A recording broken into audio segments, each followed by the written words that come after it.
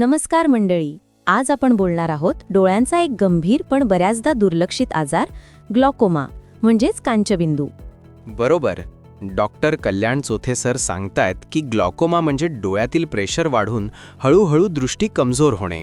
आणि याचं विशेष म्हणजे याला सायलेंट थीफ ऑफ विजन असंही म्हटलं जातं, कारण सुरुवातीला लक्षणं जाणवतच नाहीत. पण काही सुरुवातीची लक्षणं आपण लक्षात ठेवली पाहिजेत, जसं की अधूनमधून धुसर दिसणे, रात्री दिव्यांभोवती वलय दिसणे, डोळ्यात दुखणे किंवा जडपणा येणे, दृष्टीच्या कडेने म्हणजे साईड विजन कमी दिसायला लागणे. अगदी खरा.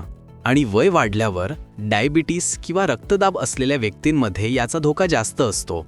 त्यामुळे नियमित नेत्र तपासणी करणे खूप गरजेचे आहे. हो, कारण एकदा दृष्टी गेली तर ती परत येत नाही. पण वेळेत निदान झालं तर उपचार, औषधं आणि लेसर किंवा शस्त्रक्रियेच्या मदतीने दृष्टी टिकवता येते. म्हणूनच मित्रांनो, ग्लॉकोमाची सुरुवातीची लक्षणं दुर्लक्ष करू नका आणि वर्षातून किमान एकदा तरी डोळ्यांची तपासणी नक्की करा.